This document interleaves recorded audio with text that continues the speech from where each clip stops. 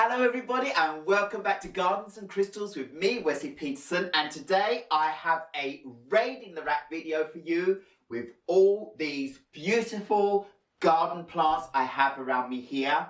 And I was going to film my video outside in the garden, but it's decided to pour down with rain, so I am sitting in my annex room here and I have all these wonderful beauties around me that I want to show you that I got on bargain prices today.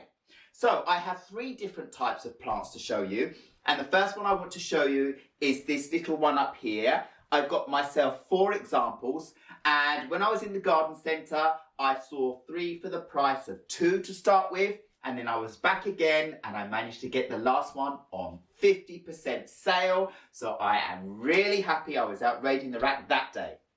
So if I bring this plant in closer so you can have a little closer look, there you go. Isn't this a beautiful little plant? This is Euphorbia Martini, and this is a plant that's perfect for my garden because it's deer resistant. And I've seen a few different plants in my garden being munched down halfway just when they're about to start flowering out, and it's really not made me so happy. So just look at those leaves closer up. And the special thing about this plant, if you look at the bottom, it has red stems, and the red stems do go up into the fresh growth when this plant is out in the sun, and it will get flowers that are a limey greeny colour and they'll have a red centre on them. And most of the time you'll be used to seeing Euphorbia with these yellowy lime greeny flowers on, but these are limey greeny yellow with red, so it's going to be really beautiful when they flush out. This is going to be a lovely little plant, and the good thing about it is it can get to 40 centimeters wide and around 70 centimeters tall, which is absolutely perfect for putting out in the garden and filling out a space where I know that the deer aren't going to munch it down when it starts flowering out.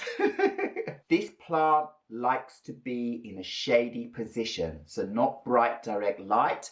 So any of those areas where you might be finding it a little bit more difficult to have something else, you can try this. And it starts actually flowering out between March and May. So that's really nice. So you have March, April, May, a couple of months with the flowers, and then the rest of the time with this wonderful foliage on the plant. Lovely leaves. This plant, it copes with normal watering and it can survive in periods of drought, but normal watering will be fine for this plant. It's a perennial plant, so once you've planted it, you know it's going to come back again and again, which is absolutely fantastic. And these are quite easy to take cuttings from, stem cuttings that you can propagate in soil or straight into the ground as long as it's still moist, and you'll have new plants coming out. Wonderful. You can fertilize this plant, normal fertilizing in the growing season, but you don't really need to fertilize it that much. And there's one thing you really do need to think about with this plant, and that is every part of the plant is poisonous for you and animals. So if you have dogs or cats or anything like that that nibble on your plants, then you probably won't want to put this in your garden.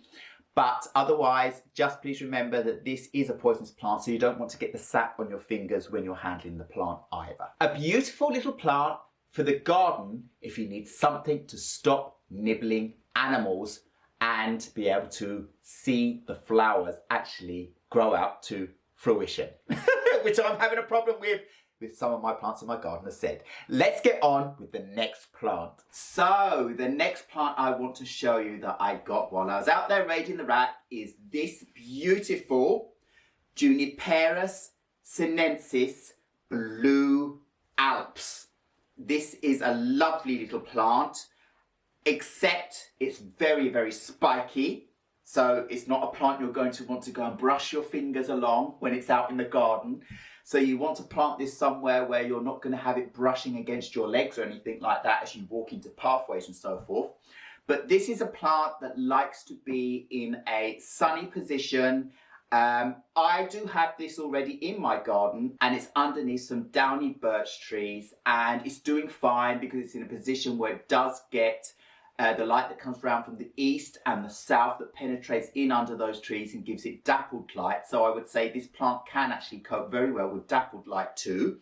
and mine have started flushing out very well, and I actually went in and pruned them back this year. So that's another good thing about this plant. You can go in and prune back these stems that actually grow out tall and long to the side, so it spreads out quite a lot. But this plant can actually get up to 2 meters tall as it spreads out its long branches. So you can just go in and prune those back. You can keep it as a compact bush, you can shape it how you want to, but it's really nice to let it just grow and leg out. It stays green all year round, which is fantastic, especially for here in Sweden where I live, where we need winter interest. And that's another reason why I bought myself some more evergreen type plants. I was so lucky when I was out there raiding the rack that I got this plant this size, and I'll bring it in for a closer look in a moment, for 50 kroners a pot. That was an amazing bargain.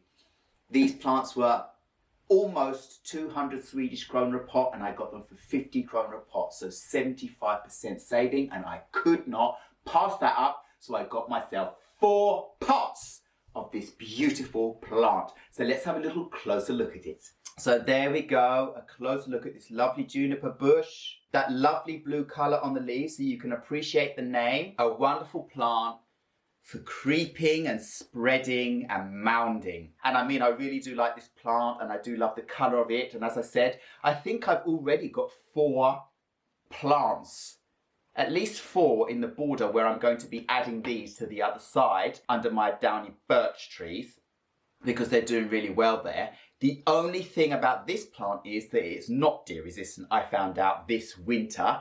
They actually went in, the plants I have that have grown taller, and chewed off these lovely needles into the stems and started eating on the bark. So they are not deer resistant, so you do need to be careful wintertime. They have a lovely smell, and they obviously taste very nice for these animals. So you will have to spray over your plant with something that is deer resistant to keep them away. And one good remedy is a spray over with garlic spray. Very simple, get yourself a whole clove of garlic, crush it, boil it in water, and then use that water that you mix with a little bit more water once it's cooled down, and spray over your plants with that, because deer don't like the smell of garlic. You can also lay out crushed garlic on the bed so that the smell comes up and deters them. And there are many other different methods for trying to stop deer from eating your plants, and that goes for rabbits and all sorts of things. None of those animals like the smell of garlic, so that works quite well. So this was the second plant I wanted to show you today. 50 kronor a pot for this beautiful size of a juniper plant. I need to be careful I don't scratch my face off with these, because as I said, they're very spiky, but wonderful. So let's get on with plant number 3. So the next plant I want to show you next to me here is a Spiraea bush, and this plant is known as Spiraea x cinerea Grefsheim, and it's a lovely bushing plant. This plant can reach heights of 1.5 meters and can also become 1.5 meters wide if given space for that. And it flowers during the springtime, and it gets these beautiful long white flowers that cascade over the edge as these stems grow long and hang down. They arch down towards the ground. An absolutely beautiful plant that is often used as a hedge plant, or on the edge of borders where you want it to cascade over the edge so that you don't see the soil below. And that is going to be my idea with this. I'm going to be having this in a border where I already have many other bushes, but I want it to fill out the area so I don't see the soil at the back of my border. This is a plant that loves to be in direct sunlight, but it can also take a semi-shady, or I should say like dappled shady area, but definitely not too shady, because otherwise it won't grow so much and it won't flower out as prolifically as it would if it was in direct sunlight. But it has these lovely, beautiful, small leaves all over it, and it is a perennial plant, so it dies back during the winter, and then it flushes out for you the next season, and then it grows very fast during the summer months. And then when you get this hive of flowers, I'm not just talking a few flowers, it covers in white flowers. They are absolutely beautiful. These plants are very tolerant, and I have a lot of different types of plants like this. I have a lot of different Spiraea bushes, or we can call them Meadowsweets. And they can take drying out. I mean, I do water the ones that I have in my botanical garden now and again, but I have them round and about, growing on the edges of my garden and so forth, and those plants really don't get watered and they survive fine. Of course, you can go in the summer and give them fertilizer of some sort, mulch, and they will be very happy with that. Of course, they'll be happier if they're kept watered regularly so that they stay lush and green and bush out a flower very well for you. But they really are a hardy plant, and that's also why I want them in my garden. And another reason I want them in my garden is the deer and the rabbits don't eat these either. So I can appreciate that they grow into lovely shrubs for me and reach their potential heights, and I'll be able to enjoy seeing the flowers. So let me bring this plant in for you to have a closer look at this as well. So there we go. There are all the beautiful leaves of this plant. It's absolutely wonderful. This lovely green colour, lovely small leaves all over. Imagine this covered with white flowers later on. Now, I was so lucky when I was out there again. I got these plants for, and look at the size of them. They're quite big, right? 50 Swedish kronors a pot.